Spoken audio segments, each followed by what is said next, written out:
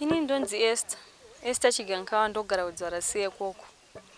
Ini ndakakurawo fandazongosanganawo nemurume wangu. Fandarorana nemurume wangu fatanga kugara. Saka mukugara kwataita taenda kuMasowe. Tine ichechi yataina materi Joani Masowe. Fatabereka mwana wekutanga tiri kuJoani Masowe iyoyo. Fatabereka wechi2. Tani mwana wechi2 ndopatikazotanga kunzwa kuti kune chechi kunonzi kwani kwaishuma kubudiriro. Murume wangu fatanga kuenda dhere kutanga kanona matekoko. Vazodzoka ndokwanga kungowandira ikoko. Vazonditi madzimai tofanira kumbonona mata kupi kubudiriro kune kwandikuenda mazona aiko kunenge kuri chi kuri right.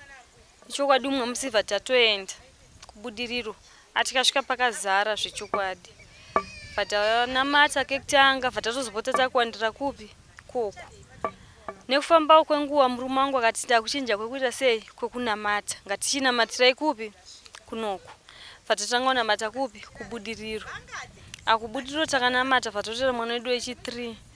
Tani mwana wechi3 mutemo yakachinja zvechokwadi. Yanga yagara irimo but kwatiriwo taita ngeti vanga vasati vanyanya kutibuditsira mutemo yese. Ndopatikazonzi vana vachienda kupi kuchikoro. Atichapfeka hembe dzemabaka, takupfeka hembe dzichena. Murume akutenderwa kuti madzimai anoda. Isusu atichienda kuzvipatara. Ana baba vabviswa kubasa, vatanzi takufanira kuita mabasa edu emaoko, fataenda nogara kukadoma.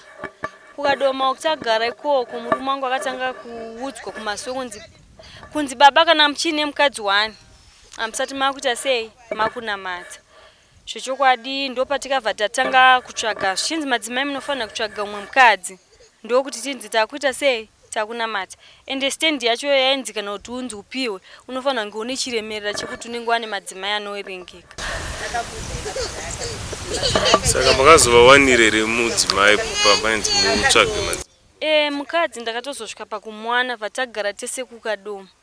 Kukadoma ikoko ndokwatikatozonoti mutemo yacho yanga yandikurira because papa pasina zvokuti baba umwe nomwe ane bedroom yake taishare bedroom 1. Saka ipapa ndopakatanga kunetsa ndakabva ndanyatsonoti mutemo inini handichaukwanisa. Fandasiyana nemudzibaba wangu. Ndasiyana naye iye vatura mwana 1 inini ndasara ne2. 2 vana ndasara nawe vakazodzoka. Vazoita vekuba. Vazondifonera ichiti madzimai vana musatsvage vana ndaita sei ndatakura. Andakagara ndakatomboenda kupolisi akati nyaya yenyu haina umboo bozi. Avakangoitsika haina kumbotaura zvinonzwika. Fandagara ndakazonzwa zvichinzi murume wenyu ari kuwanika papi paWestgate. Shuwa vandazozwa kuti vari kunamatira kunonzi kupi kuNyabhira. Vandazoenda kuNyabhira nchizwa pane patikambononamata ikoko. Vandaenda ikoko.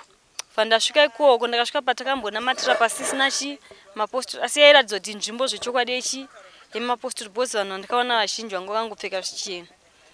Ndakutodzoka ndapa bus stop ndopandikasangana nevamwe vanhu. Vandavatsanangurira nyaya yangu akanditi imi munokwanisa kutisira phone number dzenyu. Vana vamukutaura tikazovaona toita sei tokufonerai. Hazvina kumbotora kana 2 days 3 days. Ndichisvika kumba vanhu vakavhwa ndifonera vakati mai Millicent. Vana ava mamuchitsvaga zvechokwadi vari kupi vari kuno kuNyabhira. Ndaifanira kuenda nasisi wangu. Sisi wangu airwara. Ndikati sisi mimi kana muchirwara sarai inini rege ndite sei ndiende. Zvechokwadi ndakaenda last year muna January. Kudzoka kwandakaita ikoko dzanga dzanyasha. Ndakasvika ikoko mwana wangu ane 14 years first born. Akanditi mavingei panapa muri kudei. In fact ndichitanga kusvika murume wangu ndiye akatonditi Satani uri kudei chi panapa wapaziva sei panapa wasvika sei nzvimbo inoyi wafamba sei kuti usvike ipapi panapa. Ndikati ndauya zona vana. Zvikanzi vana vapi hauna mwana wako ari kunoku iwe kana wakatoramba kunamata zvichiroti hatichisina kana ukama newe ende panapa ukaramba uchiuya zvauri kutsvaga uchaita sei uchazviona. Ndikati ini hana kumboyazoita zvehondo asi ndangoyazonawo vana vangu. Vandambonetsana nawo vadika ava Millicent naNyasha ndakangoti ndichisvika vakavhwa vapinzwa mumba havana kubuda zvechokwadi havana kubuda. Uyu mukomana mukuru ndiye ainzi anga atumwa. Vandati ini ndatouya kuti ndione vana vangu kana usingade kuenda kupi kupolisi. Akanditi inini hapana kupolisi kwandingaenda asi kana uchitodewo totoenda kwamambo. kwa mambo ndo anonopedza nyaya yedu achirwa mambo Ishmael. Ndikati nini handiende kunoona mambo wenyu bosi nini pandikabereka newe vana mambo wako wewe vangu asipo. Akanditi zvokutsvaga uri kuzvi. Ini ndikabva ndagara ndakanyara ndikati ini ndikumirira kuya kwa Grash akauya tofutaenda kupolisi ndo ichanojekesa nyaya bosi nyaya ndikamboita sei ndikamboisa maoko mumapurisa. Vachagara ndofunga ndakagara apa kwaina Yehova watopinda kamba kawo kawaiti kamba kawo vawagara nemadzimai awo 2 vana vadika naombopiwa nguva yekutaura nawo. Ndofunga ndakagara chipo che 3-4 hours Grash uye ndo paakabva auya angoti achindiona Grash akabva abata muchino akati Satani muri kudei chipa napa imimi masvika sezvona ndangovhunzwa nababa wake ndo zvaakandivhunza.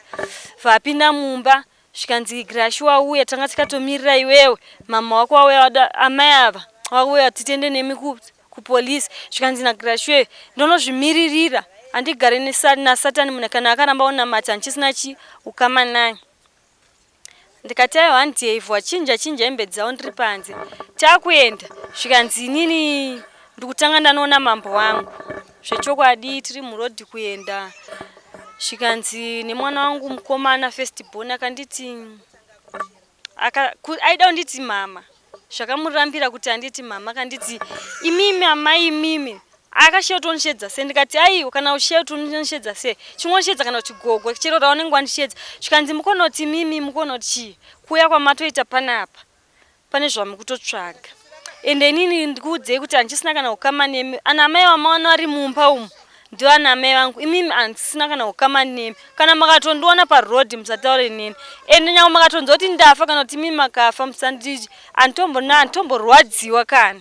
Akandivhunza mvunzo wekuti imimi mukuroti dai pasina kuti mimi makasangana nababa vangu mukuroti dai ndisina uberekwa here ndaingoberekwa nemwana wo. Akandiudza mashoko ekuti ndakachema kusvika pa ndakachema ndikaneta ndakatanga useka vachindibatsirana nababa vacho.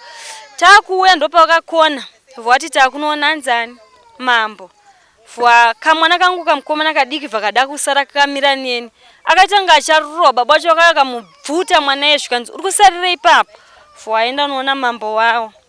Vaenda unoona mambo wao ndakaona baba ye vadzoka kudzoka kwavakaita vakazodzoka vana vangu mwana baba 5 vanga va 6 kusanganisira nevana vangu vaiva ana baba ye vakandiudza kuti mimi mafamba sei kuuya kunoko muri kudei chii kunoko kana makaramba unamata makaramba muchiya kunoko zvamwari tinotokuurayai because mutemo wedu unototendera kutoti kana munhu akaramba kunamata akapinda muteritori yedu tinotenderwa kuita zvatinenge tichida kuita naye. Ndakabva ndati zvechokwadi nini handidzoke futi kupi kunoko fandadzoka ndokupesida kutaura kwandakaita nawo kubva ipapo handazomboonana nawo. Tochitarisa nenhau yakazobuda mumapepa nhau iri kutaurika iyi yakazokonzeresa kuti madzibaba Ishmael kana kuti mambo wavo kune vana venyu vabatwa ndezvipi kana kuti ndapi matanho amakazotora pari zvinezvi? Zvino matanho atakatora isusu takabva tamhanyawo kumakembi ari padhuze pedu kuti tinobatsirwa vakati endai kupolisi yekupi yekuNyabhira. Tasvika papolisi yepanyabhira vakati nhau yenyu zvechokwadi pamaya munoita sei munobatsirwa vakati tipei nhamba dzemurume wenyu vakati tipei mazita evana venyu vari kupi variko kunzvimbo vatavapa nemazita nezita rababa vacho. Vakabva vatraya kufona ikoko musi weTuesday nhamba idzo dzairamba kuita sei kuita vazotiti munodzoka musi weFriday makadzoka musi weFriday munosangana nemhuri yenyu panapa saka ndokudzoka kwataita nhasi. Tochitarisa imimi muri kuti makatoramba kuenda unonogara ikoko kuPrazu kwakanonogara murume wenyu hamuna kuzombogara kuNyabhira? kuNyabhira handina kuenda. Chakanditasisa kuenda kuNyabhira ndechekuti mutemo kubva ndiri ukadoma zvanga zvatondirambira bosi pandakagara nemumwe mukadzi zvakandiremera bosi taishiya bedroom 1. Mutemo yacho ndeyekuti zvechokwadi isusu panguva yatakanzi hatishande pati kunzi tisashande ikoko inhu yekuti kana wakubuda pamba ipapa hapana chaunoti ndechako zvinhu zvese zvinonzi ndezvababa kusanganisira nechikorobho checho zvese nyange kuda kwandakaita inini zvitupa checho bhethi rakabva rapiswa ikoko handina kana chandinacho pari zvinhu zvese zvakasara ikoko. Ko pakusununguka kwevana venyu ava makasununguka muri mukereke? Inini vana vangu vese vanhu vakuvaberekera muchitendero ichi, asi pane umwe wandikazoita wechi4 tanga takusaenda kuzvipatara ndakasununguka vashaya. Koita pane nhau yanga muchitaura muchiti maigara mubedroom rimwe chete, kureva kuti maitoshandisa mubhedha mumwe chete pamaigara nevamwe mai vanga vatora? Taitoti amainini apa ende hakuna kuti amainini amai guru tinonzi kusheya, tinonzi guru kana taikoko taanyama imwe chete.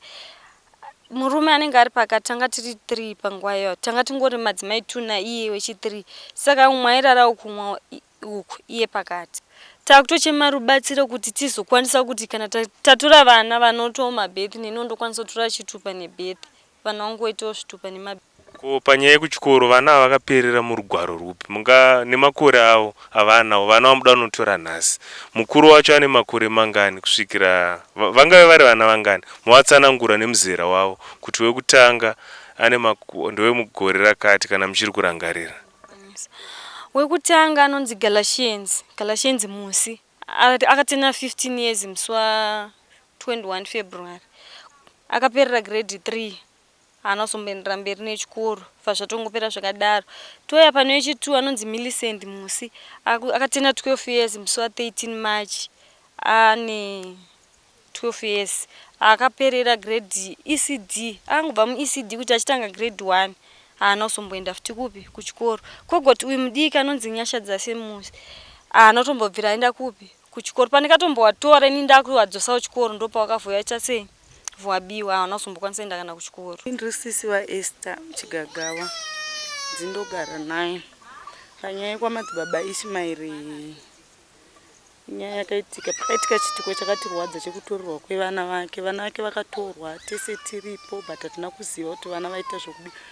Akabirwa vana tinaye, vana vakabirwa vakaendwa navo, tikarwadziwa nezvazvo bhosi kuti atosiya chitendero ichocho. Panga patova nemakakavadzano anga avapo mumhuri kuti akanga auya kuzotuoneka isusu achirayira kuti nini handichazama enyu, kana ndikafa kana ndikawana chinenge chandiwana ini handisisiri hama yenyu, kana kukafiwa musandiudze nokuti handikwanisi kunge ndiripo, nechitendero chake ichocho kwamadzibaba Ismail.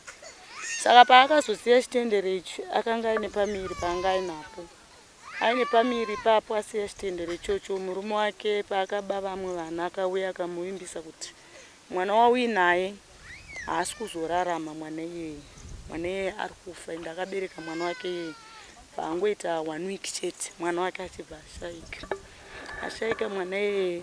Vangu unoradzikwawo zvake, but akazoenda iye mushure mekunge atorerwa vana, akazoenda iye pachezvo akachiteera vana vake. Ateera vana vake ndaifanonge ndakamuperekedza, but pamusi wacho ndandisinganzwi zvakanaka.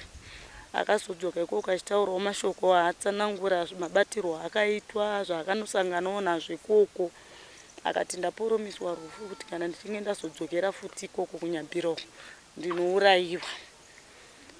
Ndokudzoka kwaakaita kusvika izvozvi. Saka patakazonzwawo chirongwa chakataurwa paredhiyo, ndopatakazoti rega tiendewo kumapurisa tibatsirwe pamwe ungangokwaniswawo kuwana vana vako. Saka takaendawo papolisi yepanyabhira, vakati takaenda musi wechipiri, vakati tizodzoka nhasi Friday kuti vakwanise kutibatsira. Vakati ko manga muri kupiko nguva yese kuti muzouya nhasi? Fatanguvatsanangurirawo kumafambiro akamboitwawo pekutanga, ndobva vati munodzoka nhasi kuti tikwanise kuwana vana. Saka ndonyaya tafambira zuva ranhasi